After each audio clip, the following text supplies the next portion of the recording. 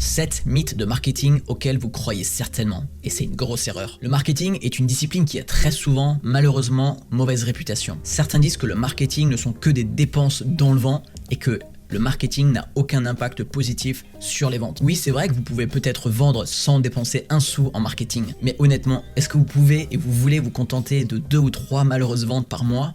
Est-ce que vous pouvez vous le permettre? Ignorer le marketing en ligne, c'est comme d'ouvrir un cabinet de conseil au 23e étage d'un building et d'en parler à personne. Oui, c'est vrai que quelqu'un peut passer par hasard devant votre logo dans le lobby par exemple de cet immeuble, mais quelle est la probabilité que cette personne-là soit intéressée par ce que vous proposez exactement à ce moment-là, ou même quelle est la curiosité d'aller voir ce que vous proposez? Vous avez déjà investi tant de temps et d'énergie dans votre projet, alors ne vous arrêtez pas là, et faites-vous connaître. Et surtout, prenez connaissance des 7 pensées erronées que je vais vous présenter dans ces vidéos, car elles vont ralentir votre croissance, si ce n'est même la bloquer et vous empêcher vraiment d'exploser sur Internet.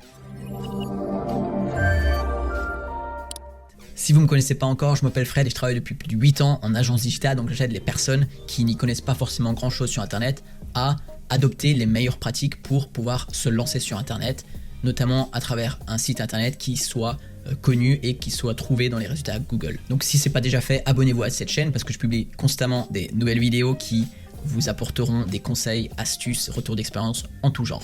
Passons maintenant aux 7 pensées erronées liées au marketing digital. Premièrement, j'ai pas besoin de faire de marketing, on me trouvera bien tôt ou tard.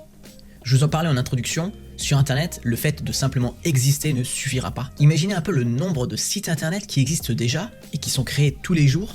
Et imaginez parmi ces sites-là le nombre de concurrents qui font exactement la même chose que vous. Donc non, ne pensez pas que le simple fait d'exister suffira à vous faire connaître. Si vous n'avez aucune stratégie marketing, seules les personnes qui connaissent déjà votre site Internet et donc l'adresse Internet à saisir pour trouver vos informations viendront vous voir.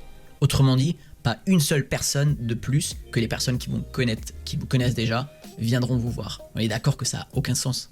Or, ce que vous voulez, c'est que les gens qui recherchent la réponse à un problème tombent sur votre site Internet et ainsi s'intéressent à ce que vous proposez, quitte à acheter ce que vous proposez derrière. Pour y parvenir, il existe un tas de différentes méthodes. Par exemple, le marketing de contenu qui consistera à créer tout un tas de contenus dans l'optique d'être trouvé sur Internet, notamment en répondant à des questions que se posent les utilisateurs. Ça peut passer par exemple par la rédaction d'articles sur votre blog, sur votre site Internet, ou alors ça peut passer aussi notamment par la création de podcasts ou de vidéos YouTube sur lesquelles tomberont certaines personnes et donc feront connaissance de ce que vous proposez et potentiellement s'intéresseront davantage. Vous pouvez aussi utiliser les réseaux sociaux.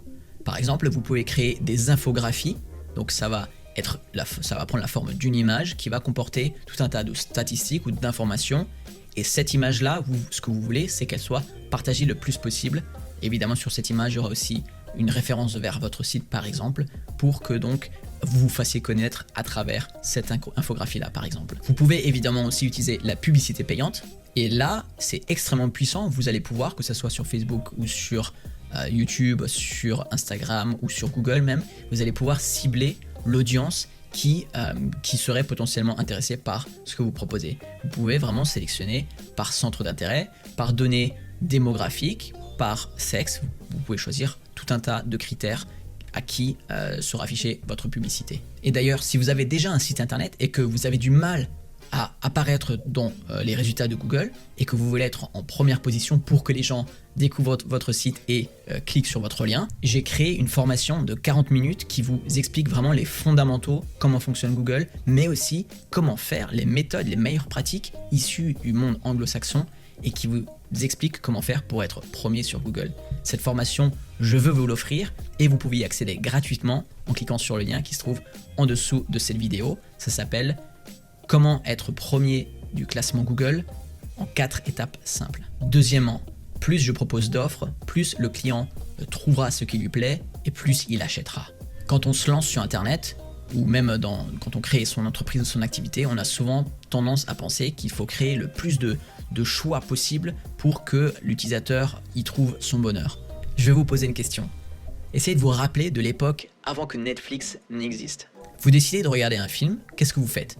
Vous allez ouvrir votre programme télé avec une jeune Sophie Marceau en couverture et vous regardiez parmi les chaînes principales très probablement, si vous n'aviez que le câble, quel film passait ce soir et vous décidiez en fonction de ce qui vous était proposé. Rapidement, vous saviez ce qui vous plaisait et vous fixiez donc ce film-là et vous le regardiez tous ensemble. Et maintenant, avec l'apparition de Netflix et de YouTube, on est d'accord que c'est beaucoup plus difficile de prendre une décision. Et une fois que vous avez enfin décidé quel film regarder, peut-être que vous repensez même aux autres films que vous auriez peut-être dû choisir à la place de celui-là. Encore pire, peut-être que vous allez même arrêter en plein milieu le film que vous êtes en train de regarder. En d'autres termes, vous n'êtes pas du tout engagé et pas du tout convaincu par votre choix. Sur votre site internet, ne proposez que 2 ou 3 choix possibles. Définissez donc 2 ou 3 gammes tarifaires, ce qui va faciliter au final la prise de décision de l'internaute qui est confronté à vos différentes options. Troisièmement, plus j'utilise de canaux marketing, plus je gagnerai de clients. Une pensée erronée et très répandue, c'est le fait de penser que le fait d'être simplement présent sur le plus de plateformes possible vous apportera le plus d'audience possible. En principe, l'idée est bonne, parce qu'au final, si vous traînez sur plein de réseaux sociaux, les gens seront plus aptes à vous y trouver. Mais en réalité, il suffit pas d'être juste présent sur les réseaux sociaux.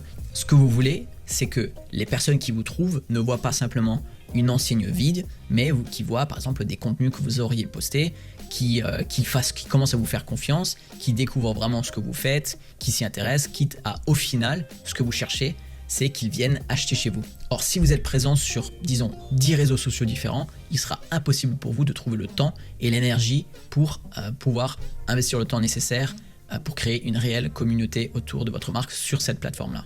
Admettons que ça soit le temps qui vous est mis à disposition, car le temps est compté, car peut-être que vous avez un autre boulot à côté, peut-être que vous avez une famille dont vous devez vous occuper, etc. Donc ça, c'est le temps qui vous est mis à disposition.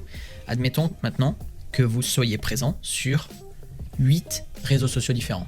Donc 1, 2, 3, etc.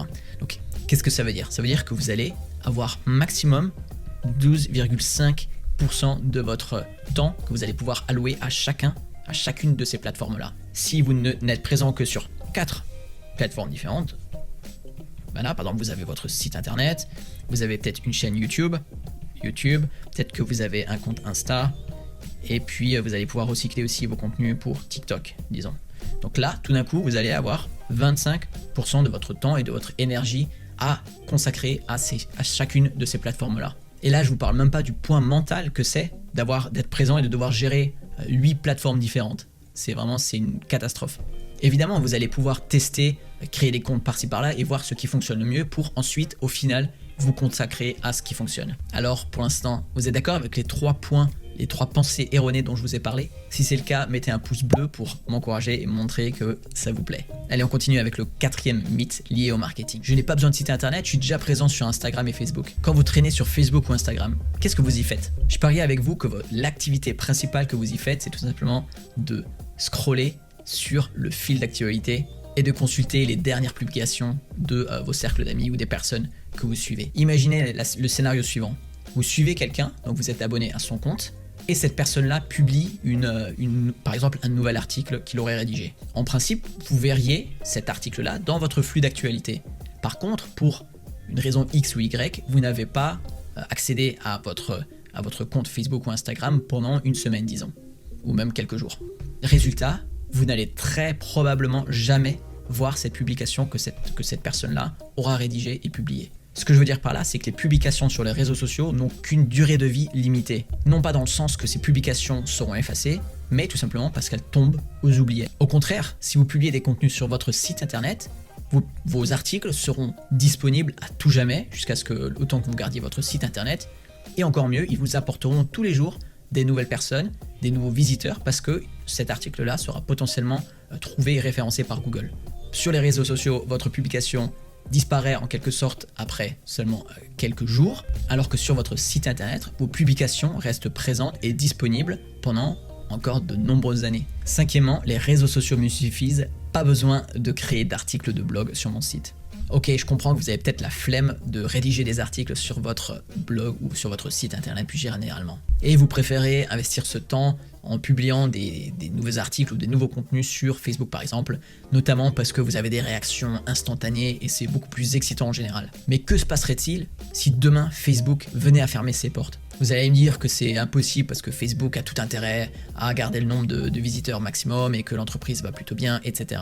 Mais détrompez-vous, l'histoire montre que parfois des mastodontes du net ont dû fermer leurs portes plus ou moins du jour au lendemain de manière extrêmement inattendue. En février 2022, des rumeurs qui circulaient annonçaient que Facebook pensait à quitter le marché européen en raison de protection de données. Mais bref, c'est possible et il n'est pas exclu que demain peut-être, Facebook tout simplement disparaisse. Le résultat, vous devrez repartir de zéro. Tout votre réseau d'amis que vous aurez créé sur Facebook et tous les contenus que vous y aurez publiés disparaîtront. Contrairement à ça, sur votre site internet, vos contenus vous appartiennent et vous en faites ce que vous voulez. Sur votre site, vous pouvez aussi par exemple collecter les adresses email des visiteurs et vous avez donc vraiment accès concrètement aux emails et vous pouvez contacter les personnes derrière. Donc ne vous rendez pas dépendant d'un réseau ou d'une plateforme en particulier. Restez maître de vos données et de vos contenus. Sixièmement, écrire des articles de blog prend tellement de temps et je pense que ça en vaut pas la peine. Écrire un article de 3000 mots sur son blog prend plus de temps que de rédiger un tweet de 160 caractères sur Twitter.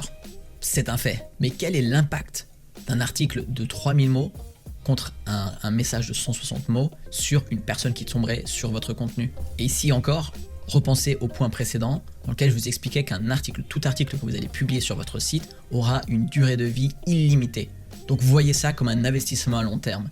Les 30 minutes ou l'heure que vous allez passer à rédiger votre article sur votre site internet est un investissement à long terme qui au final portera ses fruits et vous apportera du trafic. Et septièmement, sur mon site, le client trouvera bien ce qu'il recherche.